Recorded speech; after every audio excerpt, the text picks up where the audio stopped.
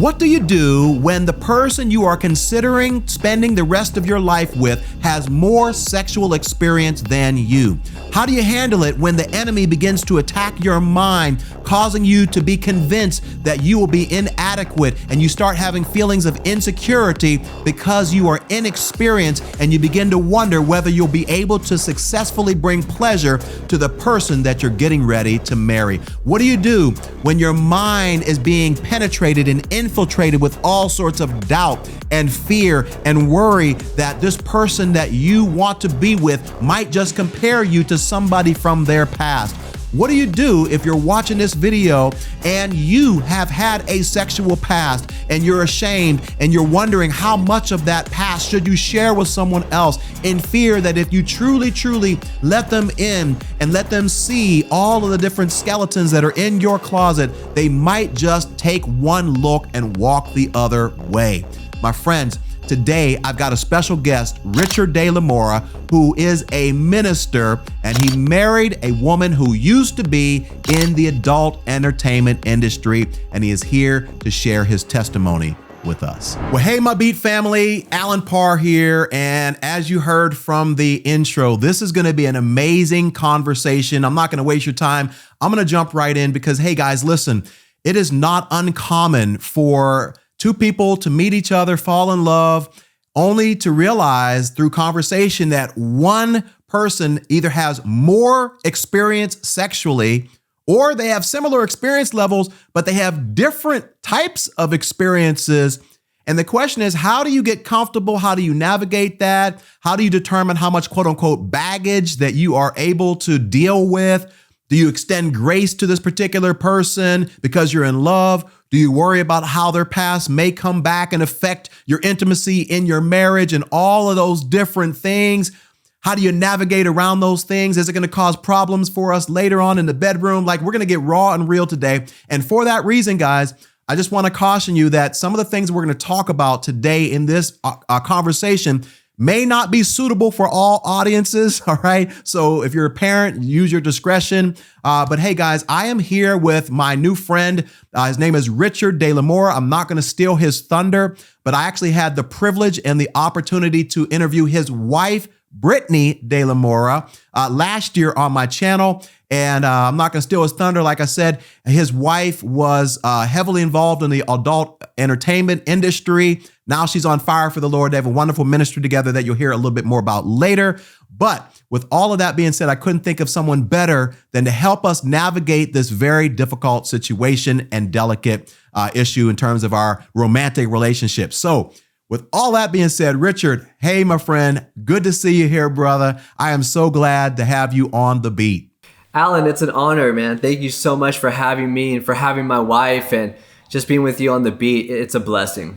That's awesome, man. Awesome. So, hey, look, we're going to jump right in because I know that the people are watching this and their time is precious. So, Richard, man, and Richard, guys, by the way, Richard has agreed to be fully vulnerable and transparent, raw, real, and open. Yeah, because we want to make sure that we tackle the issues that you might be dealing with in your relationship, maybe even in your marriage. So, Richard, just give us a brief, or not really brief. Feel free to take whatever time you need, but just tell us a little bit about how you and Brittni, your now wife, mother of your children, how did you all meet, and just talk a little bit about that, as well as go into a little bit of detail in terms of your sexual past and the experience that you brought, and then also bringing Brittni's experience in there. Yeah, absolutely. Well, Brittni and I, we actually met at our church, and we met at a young adult service. And one day I was preaching a message on relationships, and Brittni was actually in the crowd, and I was talking about relationships. I'll never forget this one moment where I just tell all the women, I want to talk to all the women right now, and I want to tell you that if your man is not treating you like a woman of God, then he needs to step up or step out, show him the exit signs, because you are worthy of real, true love. And that really resonated with Brittni at the time. And after that service, she ended up approaching me and she said, "Hey, I just want to tell you, I really enjoyed that message." And I said, "Oh, thank you so much." And she said, "I enjoyed that message so much that I ended up breaking up with the guy that I was with." And I was like, oh my gosh, I'm so sorry about that. She's like, no, it was a good thing. And then her friend was next to her and she said the same thing. I actually broke up with my man as well. You know why? Because he wasn't treating me like a woman of God. And it was kind of like an awkward moment because I felt like, oh my God, goodness, like, I'm so sorry for doing that. Then they said, no. You know, we had this saying that, like, you know how Will Smith is like Mr. Hitch? Well, you're like Mr. Ditch because like you just cause breakups for like the good. And I'm like, oh my goodness. And then from there, you know, she was, involved in our church and our ministry. And at the time I was actually dating somebody. So I wasn't really trying to pursue anything with Brittni at the time. But then later on, the girl that I was dating, we ended up breaking up. And then Brittni actually did a vow of celibacy. She told God, you know what, I'm going to not talk to anybody. I just want to spend 1 year with you. And I just want to walk in sexual purity. And then after that year was up, you know, her and I, we just started talking with each other. We became friends to best friends. And then now her and I have been married over 6 years. It's about to be 7 years next month. So it's just been an incredible journey. And in regards to both of our past, well, for me, especially when it comes to my sexual past, you know, I haven't been with a lot of women. Okay, I could count how many women I've been with on my hand. But for my wife, it's a whole different story. You see, my wife was in the adult film industry for 7 years, y'all. So she definitely has a sexual history because she has done over 200 films. And yeah, that's not so easy to digest, but she did over 200 films. So her and I past are very much so differently. So, yeah. Yeah. Okay. Well, thank you for that. We're going to dig into that because I don't think that is, obviously your situation is quite extreme, right? So you can count on one hand, you know, how many partners you've had. And I don't want to speak for Brittni, but, you know, more than likely she probably lost count. She probably doesn't know how many people she's been with because all the films and things, thankfully, by the grace of God, God has redeemed her. Yeah. But I just want to jump in and I want to start off by saying, listen, like most men have an issue and just a discomfort knowing that their woman has been with one guy or two guys. I can remember a girl that I was very, very in love with. We had a very, very close relationship way back in the early 2000s. And she told me that she was sexually involved with a guy who was attending our church. Wow. And I remember at the time I was very, very uncomfortable because I would have to see this guy. And I'm thinking, man, this guy has been and seen my wife's most intimate parts. Like it was so uncomfortable. And I started having all these thoughts. So my question is, how did you personally navigate or think through or process, you know, accepting and loving someone that you knew had been with a whole bunch of different guys and girls, as we're going to delve into it a little bit? Yeah. I'll be honest, Alan, it wasn't easy, you know, because, and here's how it all started. I'll never forget this time, her and I, we were at the beach and I just really felt like, I don't know if it was the Spirit of the Lord just really impressing on my heart where I need to ask her about her sexual past. And, you know, her and I were getting serious at the time, so I felt like this was the appropriate time to talk about this. So I ended up asking her like, hey, Brittni, if you don't mind, you know, in regards to your sexual past, like how many videos did you do? Like what else did you do? Is there anything that I need to be aware of? And she's like, oh, so you want to go there? And I'm like, yeah, because I feel like in our relationship, it's going well. And I don't want there to be anything that might lead me to not know where the enemy might like kind of get me. It might like hit me on an area of my life where I might not know about that certain thing. So it'd be great if we just kind of just talked and had this conversation. So she opened up and, you know, like I said, she told me that it was over 200 films. And then she told me, you know, I did X amount of magazines. And not only that, I was an escort and I had a pimp. And when she said that she had a pimp, everything changed, y'all. Like I could deal with the movies, but the pimp part, like it hurt. Like there was this moment in my life where my heart just sank. And in that moment, I can see Brittni feeling insecure, thinking almost as if like she is like, oh man, is this guy going to leave me? But then in those moments, I really was processing with God. And I just felt like this peace and this grace coming over me. And I just told her, I reassured her and told her like, hey, when it comes to your past, like you're not a product of your past, you're a product of God's grace. And I just want to tell you that I love you for you. And it doesn't matter with what you've been through, because where God is taking us, it's going to be far greater than your past. So in that moment, Alan, one thing that I've had to learn to do is I had to learn to accept it, like you said. And accepting it is hard, especially with what they've been through. And the reality is that, yes, I had to accept the fact that she was an ex-porn star. I had to accept the fact that she had a pimp. I had to accept the fact that she was on a lot of magazines. But there was another thing that I accepted. I accepted that she was a new creation in Christ. And maybe if you're here today, and you're watching and you're asking yourself, well, I don't know if I could accept my partner's past or this person I'm with. I want to tell you that you could, but it's by the grace of God that's going to help you through that transition.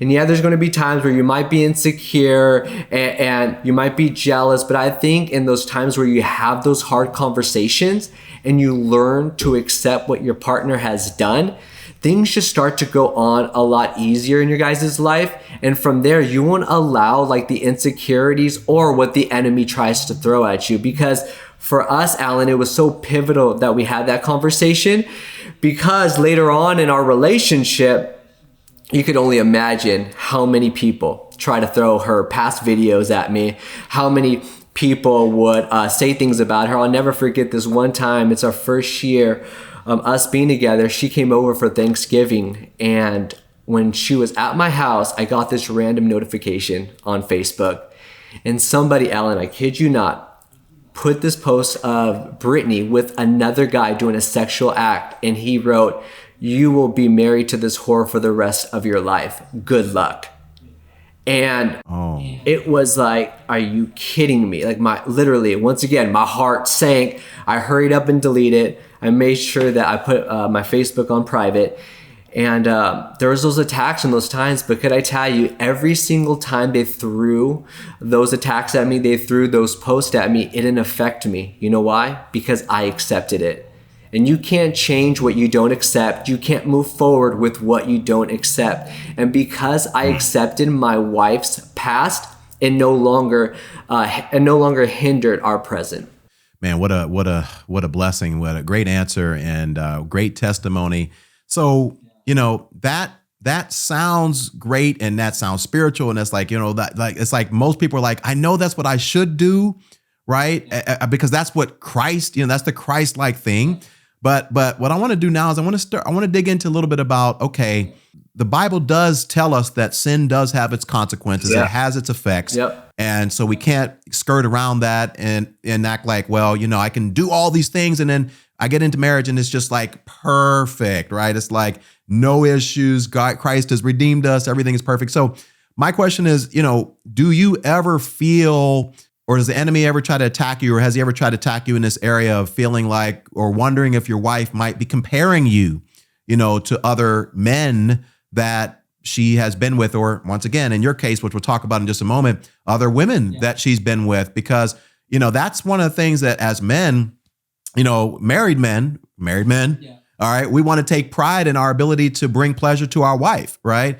And we want to, sometimes the enemy can play tricks with your mind, causing you to wonder and question, well, man, what if my wife is thinking about somebody else that she was with, or maybe, let's just be real, somebody who's bigger or somebody who's can last longer. I mean, let's keep it real, and then she's like, well, what, so like, how do you process those thoughts if they ever did come? Yeah. For me personally, that's a great question, loaded question. I wasn't worried about comparison because I was content with who I was. And there was those moments where the enemy tried to throw those thoughts of comparison at me, but I just am so confident in who I am that I didn't allow those things to affect me. And I think there's going to be moments in our life where the comparison thoughts are going to come, right? But I just think and believe if you know who you are in Christ, comparison just gets out of the door. And the second thing that I really learned to do is, Alan, I learned just to cast those thoughts down. And that's the problem with sin, and there is consequences, right? Is the memories, the images, especially that were getting thrown at me. And there was times where the enemy would try to just play those and try to, resend those images, which I constantly get all the time. But I didn't allow it to affect me because I didn't entertain it. I've learned to not invite in what God has called me to cast down. So if you are struggling with those, maybe you're here today, you've accepted, right, your partner's past, but now you have to deal with those thoughts, those the images, the things that might pop up in your head. I would really encourage you to cast those down. Don't give it another thought. Don't think about it, because the more you think about it, the more it creates those insecurities, and then it starts to get the best of you. So, and just going back to the place of like comparison. Yeah, I will say this though, just to be honest with you, wedding night, that was very challenging, because it wasn't because I was thinking about comparison. I was thinking about, am I going to be adequate? Right? So let's just, my wife's an ex-adult film star. I was celibate for 8 years, no masturbation, no sex, no nothing like this. I made a vow to honor God with my body, right? So you can only imagine after 8 years. I can't say that. Yeah, I'm like, all right, like, okay, the wedding's done now, so back to our room now, right? I don't know if that's TMI, but yeah, so the thoughts were just coming to me, but then I just felt like this grace, like, Richard, you're good and everything's going to go well. And the reason why I say that too, because I think when you have a great relationship, the overflow is going to be great sex, so her and I, we just had a great relationship, right? And I was thinking about it too, Alan. Yeah, my wife may had a lot of partners, and she shared her body with a lot of people, but the one thing that she never shared was her heart. And I was like that first guy, right, that was going to do that. Like, I'm not only going to be intimate with you, but from a heart to heart level, an intimate level, like, this is like my best friend. So yeah, it was tough because there are repercussions to sin. But there are also, if you could just accept God's grace and just move forward, I believe that God just will radically change all that around. One of the best pieces of advice that someone ever gave me was, whenever you get married, imagine yourself getting on a boat. And when you get on that boat, all of the people that were in your life and involved, and maybe even people that you dated, whatever, they're on the shore, right? And you're waving goodbye. And so you're waving goodbye to them, but you can see them and you're kind of constantly looking and kind of like, oh, wow, I remember this person. But then as you kind of stay married for a while and that boat sails off into the ocean, year 1, year 2, year 3, then sometimes you get so far out in the middle of the ocean when it's just the two of you that you can't even look back on the shore. You can't see those people. I mean, yeah, you'd have to actively try to conjure up. You'd have to like intentionally try to conjure up a thought or an image or a memory or a flashback or something, but they don't just pop in your brain all of a sudden like they did maybe 2 weeks after you got married, or maybe, you know what I mean?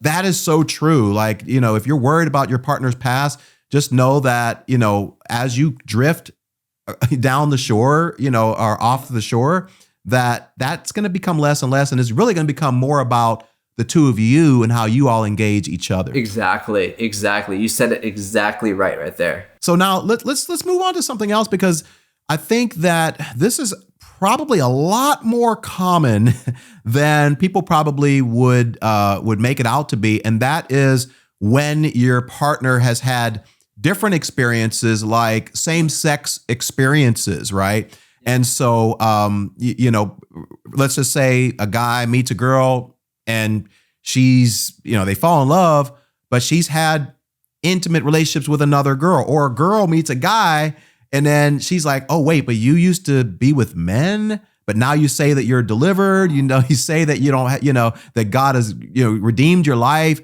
So how did you navigate that specifically? And tell me a little bit about Brittni's experience there. Yeah, absolutely. Well, Brittni at the time too, in her past, was dating somebody for about a year, female, by the way.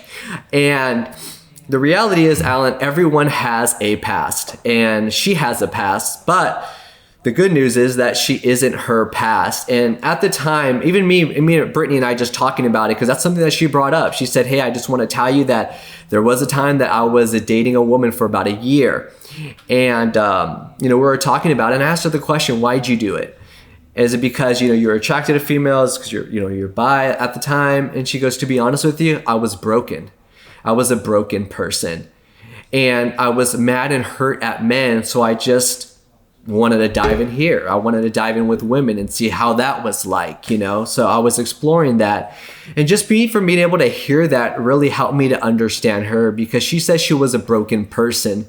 And whenever you're a broken person, you're bound to make broken decisions because you have a broken view of who you are, right? So she, because of her past and not seeing herself correctly, she ended up doing whatever and whenever with the opposite, with the same sex.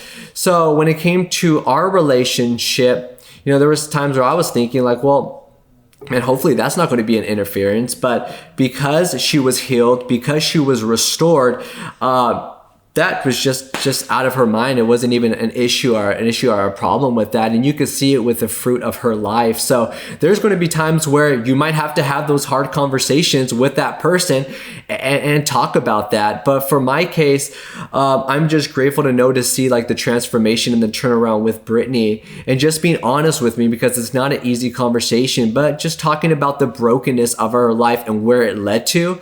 And this is why I believe it's so imperative that we get healed, that we allow God to process us, for us to have a conversation with him so we can get right before we date. And that's like the beautiful thing that I admire her, where she just took that 1 year off, because she's like, no, there's a lot of issues that I have to deal with. And before I jump into a relationship, I want to make sure that my heart is healed. So I think that's so imperative to do. I remember, and I hope that I'm quoting her correctly, but I remember Jackie Hill Perry, who many of us know that she used to be, in, same-sex relationships with different girls. And now she's married to her husband, Preston. They have, a few kids together.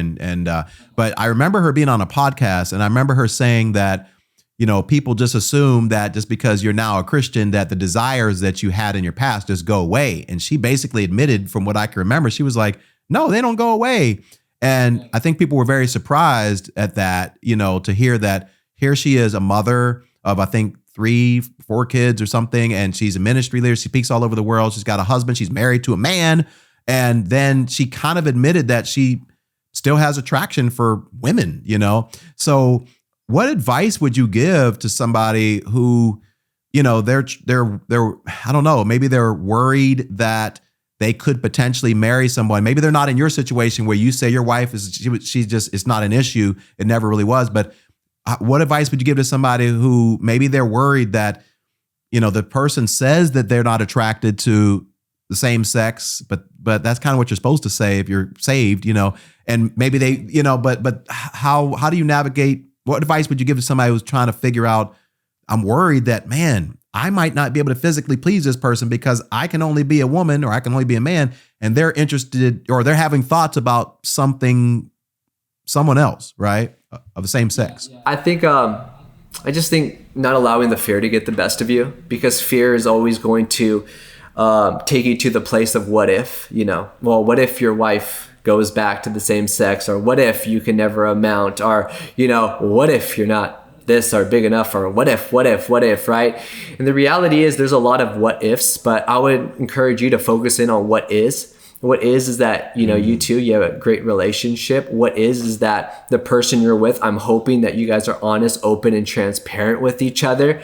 What is at the moment that, hey, you guys have a blossoming relationship. And even if you are working towards that, just keep processing and talking with each other. I think the more that we are intimate with each other, and I'm not talking sexually, but just in general, and we talk to each other, there's this peace that's going to help you, that it's not going to allow the fear and the anxiety to get the best of you.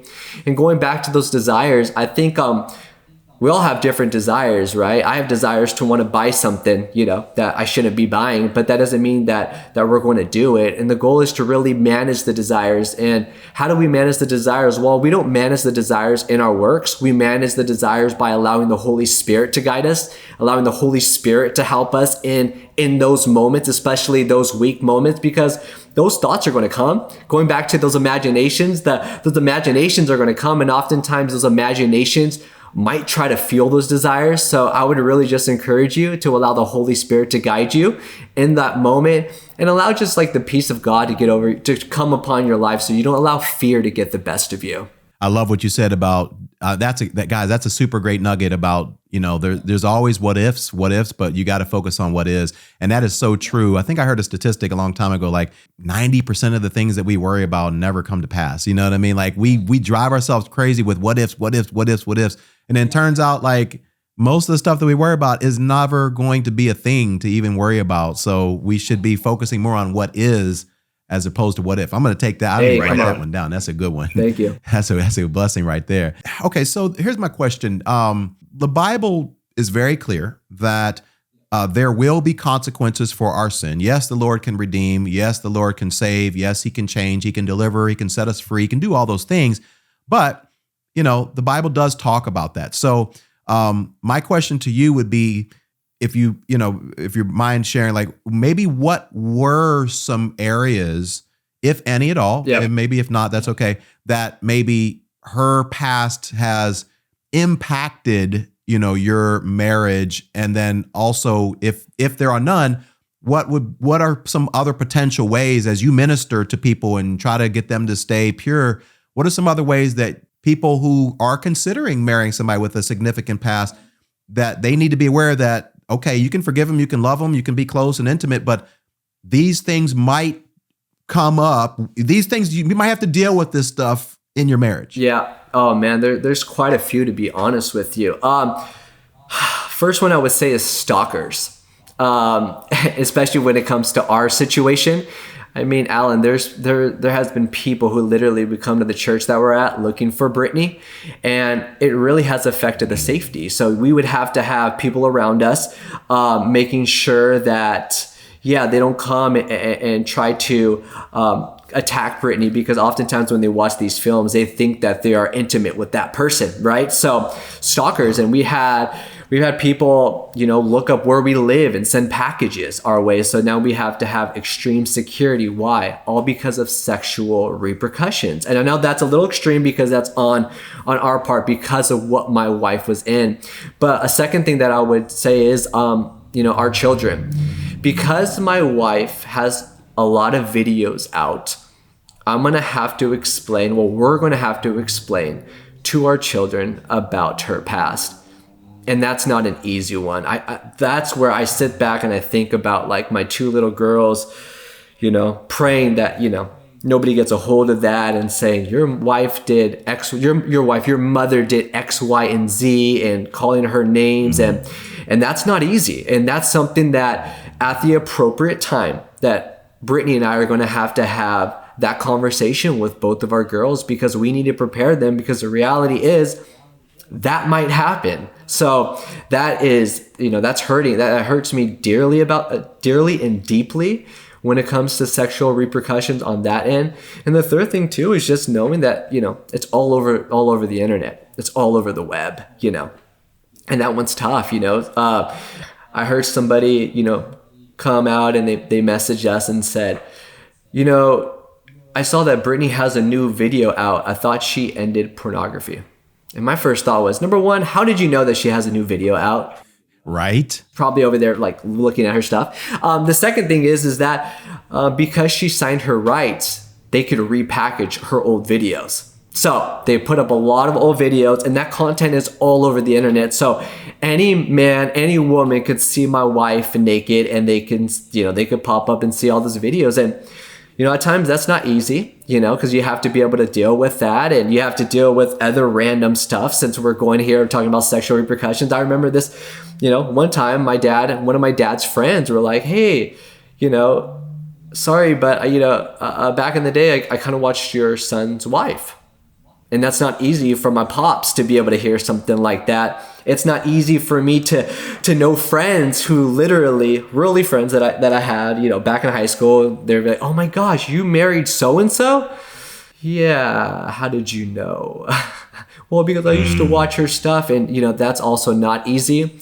So there is consequences to what we do. That's why I think, y'all, we have to be so spirit-led in what we do, and we can't allow our emotions to get the best of us. I know right now, like subscription-based platforms like OnlyFans and all these things, I see people jumping on those things, but just to remind you that, what you put out on the internet, it could come back to you, and it could potentially haunt you, and you have to be careful with what you do, because right now it may feel good, but just because it feels good doesn't mean it is good.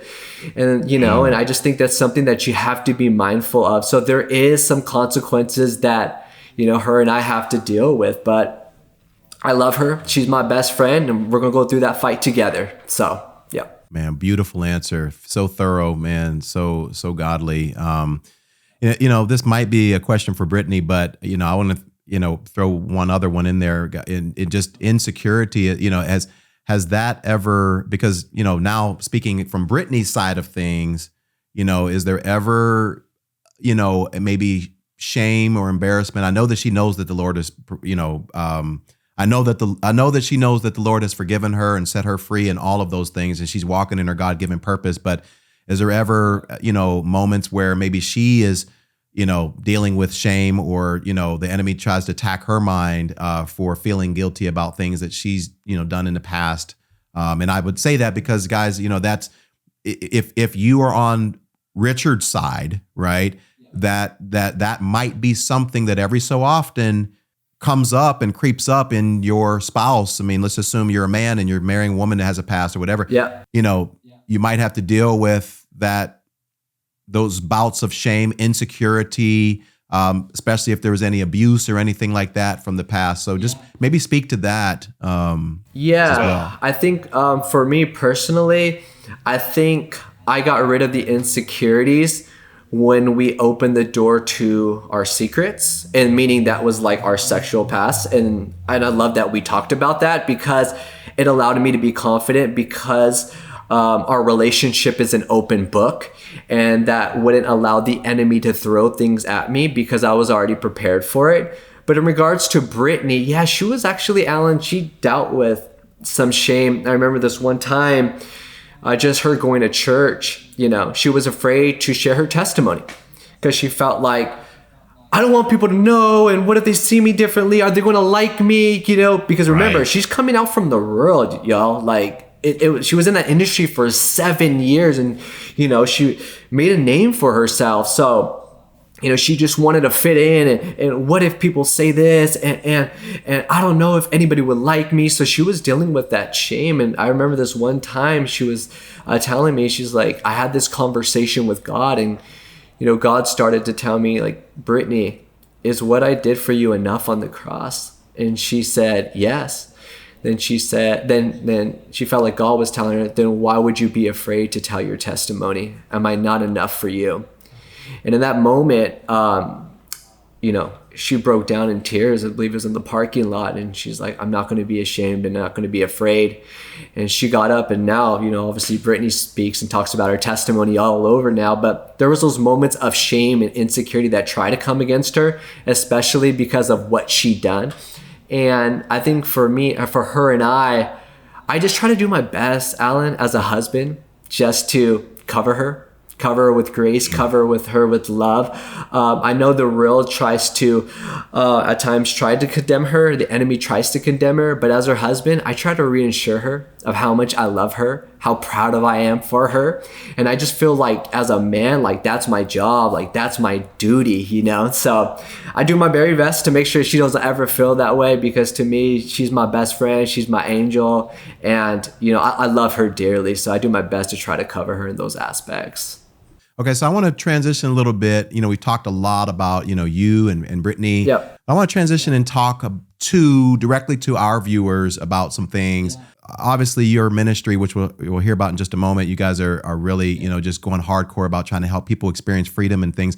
But what advice would you say to someone who is struggling, watching, and looking at inappropriate websites and watching, they have a sexual addiction, watching pornography. Like what would be your best advice? Because I know a lot of people watching this, like they're really struggling, in that particular area. So what advice can you give them to hopefully help them find freedom? Man, I have so much advice on this one. We can go. Well, we can go there real well. Alan, first thing I would say is that if you're struggling with pornography, the first thing I want to tell you is that Jesus loves you and he's for you and he's not against you.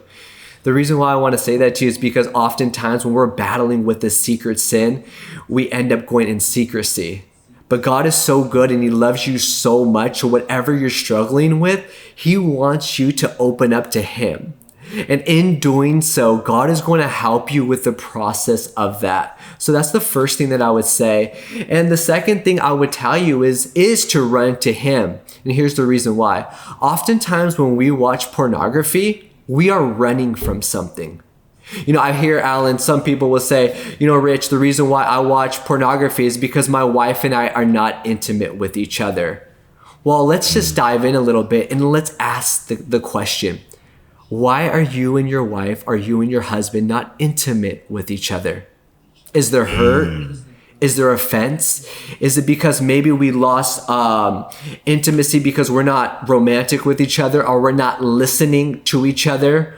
Why are you not intimate with each other? And I think if we could learn to ask those questions, I think everything would go a lot better, especially with your porn issue. We need to learn to not avoid the problem. We need to learn to tackle those hard conversations.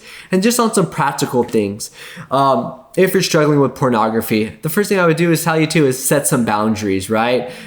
Because the reality is, friend, you'll always cross a line when a line isn't drawn. Set some boundaries. Well, Rich, what are some practical boundaries? I don't know, maybe unfollow certain people that create that desire in you. Some of you guys, y'all got some accounts that you are watching that you're looking at that you're not supposed to be looking at. Hey, maybe you should delete the Twitter app. Why do you say that? Because on Twitter, they allow nudity. Press delete. Snapchat, delete it. Not good for you, right? Whatever is not fruitful in your life, press delete or unfollow it. Why? Because it's not allowing you to be healed. So those are just some boundaries. Or look at what you're viewing, what you're watching. And if you can't watch that thing, cut it out. If it causes you to sin, what does the scripture say? Cut it out. So I would be mindful of that. I would also tell you to get accountability. Get around somebody, that could help you with that issue. And you might think, well, accountability, I don't know if I want to do that because I don't know accountability. It just feels like it's an interrogation process. Look, people aren't trying to interrogate you. They're trying to help you. Accountability is not about exposing you, but it's about growing you. And if you want stability in your life, then you need great accountability. So I would really encourage you, friend, get accountability. Call someone, reach out to our ministry, lovealwaysministries.com, and hey, we're here for you. Whatever we could do to help you with that, we are here. And I don't know, the last thing, I can go on for days, but I would literally say, make sure you're in the presence of God. Oftentimes, Alan, we ask people just this quick question. How is your devotional time with God? Are you in communion with him? Are you worshiping with him? Are you praying? Are you reading the Bible? More times than not, Alan, people aren't. And I tell people, well, how do you expect, to walk in purity? How do you expect to get whole if you're not around Jesus? He is the healer. He is the one that wants to help you. And the truth is that, if you're not spiritually fed, you'll be emotionally led. So I really encourage you, make sure you get into the God's presence because who you're around is who you'll become. Couple more, and then I just would love to have you share your ministry with my viewers, but speak directly to the person who is watching this right now, and just a pastoral moment. They're watching this now, but they are afraid that they will not be able to please their partner because they feel like the experience gap is so different, and they're having thoughts and fears that they are inadequate. They're nervous. Maybe they're a virgin, and their partners had, many partners. I know we talked about this a little bit earlier, but you kind of shared with us a little bit from your personal perspective. But what about the person watching this and they're like, I hear your story. You said you were confident. You said you didn't have any issues, but I'm struggling because I can't seem to get out of my own head that I'm not going to be able to please my wife, or I'm not going to be able to please my husband because I have so little experience and I don't really know if I'm going to be able to meet their expectations. That's a good word right there. Yeah, expectations. Yes. What I would encourage you is that, don't worry about your experiences. Worry about your guys' intimacy. And I'm going to reiterate this and say this again. Great sex comes from a great relationship. So I would encourage you to, hey, go on date nights, love on your partner, talk to them. And when those inadequacies try to come, cast those down, because God has sent you this person for a reason. And I believe that God will give you the grace and the strength for whatever you're thinking about. So maybe it might, be in the marriage bed, or I don't think I'm adequate enough, or I don't think I could please them. Friend, you could. And you know how I know you can please them? Because they want to be with somebody like you. You're the person that they long for. You're the person that they want to be in a relationship with. So could you please them? Absolutely. Because guess what? You are already pleasing them. You know why you're pleasing them? Is because they want to be with you. So from there, understand, if you have that mindset that they already love me, they're for me, then everything is going to go right. So get that thought out of your head. Like we said before, don't focus on the what ifs, focus on what is. And what is right now is that person loves you. And I just know that in your guys' relationship bed, God's going to give you the grace and strength. It's going to go well. Don't worry about the inadequacies. Just stay focused on the intimacy with your guys' relationship. And I believe the overflow of that is going to manifest in a great sex life. Ooh. Man, that's a word, y'all. I hope y'all are listening to this brother. He's spitting some fire. Man, what a great answer. I love it. I love it. Okay, so now we're going to flip it, and I'm going to ask you one final question, and then we're going to wrap up. Now I want you to speak into, from a pastoral perspective, someone who's on the other end. Maybe they're closer to Brittni's end, and they have a serious past. Ooh. Like they are ashamed. They know that God has forgiven them, but they are afraid to share their secrets because they may be afraid that if I share who I really am and the experiences that I've had, that this person is going to run the other way. They're going to ghost me. And so I need to kind of hold things in. I don't want to share my experiences in fear that I'll be judged or they won't see me the same. And they might even feel like God has disqualified them because of their sin from experiencing God's best for them. Yeah. What would you say from a pastoral perspective to that person who might be watching right now? I would say this: don't settle because you're lonely. Don't settle because you're broken, because there is somebody out there that is going to love you for you, your past, present, and all. You know why? Because you are worthy. You see, the scripture even teaches us that even when we were unfaithful, God was still faithful, okay? And there is going to be somebody out there that is going to love you the way that Christ loves us. And I know that because I am a living testament to that. Who would have ever thought that this guy would come into a woman's life like my wife, Brittni, who has an extensive sexual history, yet someone like me would overlook that and be with someone like her. So I want to encourage you here today. Don't settle because God has his best for you. And you might be saying, well, my past is just too much. I don't know if they'll ever be with somebody like me. Or what if I open up and I lose them? Well, the reality is if you open up and you lose them, then they lost treasure. They lost someone amazing, and that is you. And I love what my father once told me, Alan. He said, Richard, if you are afraid to lose it, you should never have it. And if someone's afraid to lose you, then I don't think that they should have you. And I don't think that they are for you. So I just pray today that you will not make moves based off of fear, that you won't make moves based off of your past, but you will make a move that is based off God's love for you. And I just pray today, if that's you here watching, that you eradicate that fear. And I just pray too, if you're waiting, that you wait for the right person, because friend, you are worth the wait. And I know that God's going to bring someone special in your life. Yeah, amazing. And I'm going to add one more piece of advice, guys, if I can.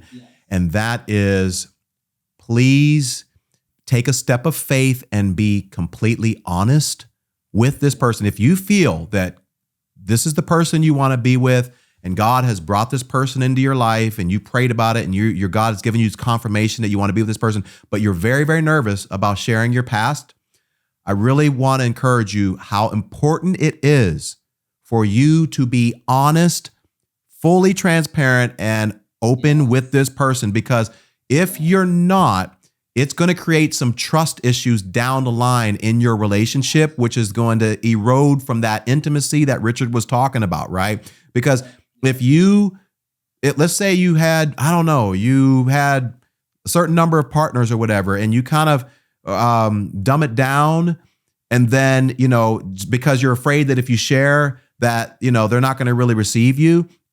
But then later on, this person that you're with finds out that, there's some other things that are in your closet of secrets and your skeletons, right, that you didn't share. And then you're like, oh yeah, I didn't really tell you about that because I didn't really think you would care. And then later on, they find something out. You know what's going to happen? They're going to be like, well, how much more is in your closet? How many more skeletons? Like, I don't know if I can trust you anymore. And here you are trying to, and basically what that means, guys, and I'm not making you feel bad, but what that means is you're putting more faith in this person than you are in God. Because if this person was sent from God, if God has this person for you, right, that means that God knew that, that means that God is going to empower this person like Richard to be able to handle whatever you consider your baggage, whatever's in your skeleton closet. So you need to trust God. Say, okay, God, you know what?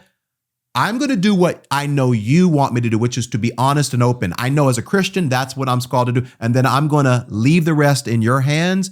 And if this person can't accept me, then as Richard said, they missed out on a treasure. So just be honest, guys. And as difficult as it may be, take that step of faith. So Richard, how can people support you? Tell us about your ministry. Tell us about what you and Brittni are doing. How can they find you on Instagram, YouTube, or whatever? Just give us the whole spiel, man. What are you guys about? Yeah, so my wife and I, we have a ministry called lovealwaysministries.com. We're an online ministry. Predominantly, we help people who battle with pornography and helping people to walk in purity. We also help the entertainers who are in the industry as well. So we are a faith-based organization. And Brittni and I, in our ministry as well, we are launching a new devotional that literally comes out next week, Alan, and it's called Stop Searching, Start Living. It's a 40-day devotional to help you overcome pornography and lust. So it is a great devotional for you guys to check out. We also wrote a book called A Call to Purity,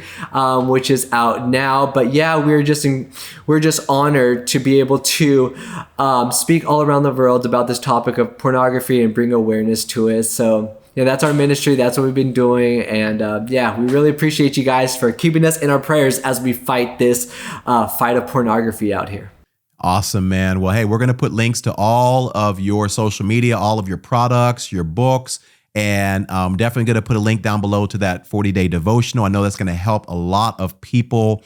And so, man, I just thank you so much for taking the time out of your busy day to hang out with me. And guys, we're praying for you guys. We don't even know who might be watching this, but just be encouraged. This is definitely a real issue, but I think you've heard the truth of God's word today from Richard. He's brought so much meat and so much substance to this conversation that don't worry about the what ifs, focus more on the what is. And I think just what he said was like, what is that you have a great relationship with somebody right now, right? And and there's so many nuggets to what he said. If you focus on the intimacy, And I can attest to this as well. You know, when my wife and I are spending time, quality time, laughing, joking, prioritizing our relationship, all that other stuff, y'all, it's like, think about it. Why would you not want to be physically, sexually involved and intimate with somebody that you're already having fun with, that you're already laughing with, that you're already joking with, you're going out, you're doing your date nights? Like, it's a natural thing. What causes sexual problems in marriage is typically not always tied to someone's past, although sometimes it can be. But even in that person can get help. They can get healing. They can go through therapy. They can go through counseling, and they can get the help that they need. But a lot of times, guys, it's just because we're not connected. We're disconnected. We're either spiritually disconnected or emotionally disconnected, or we're too busy, or we're selfish, or whatever it is. Those are typically, or we're spiritually immature. We're not forgiving. We're not resolving conflict. All those are the things that typically resolve or cause there to be some issues in marriage. And it's not always, because somebody I slept with like 10, 15 years ago. So just stay encouraged, work on the things that are within your control, and trust God. So thank you all so much for hanging out with us today. Richard, thank you so much. Say hello to your wonderful wife, Brittni. We're praying for you guys, and hopefully we'll be able to do this again sometime. Thanks so much. Come on.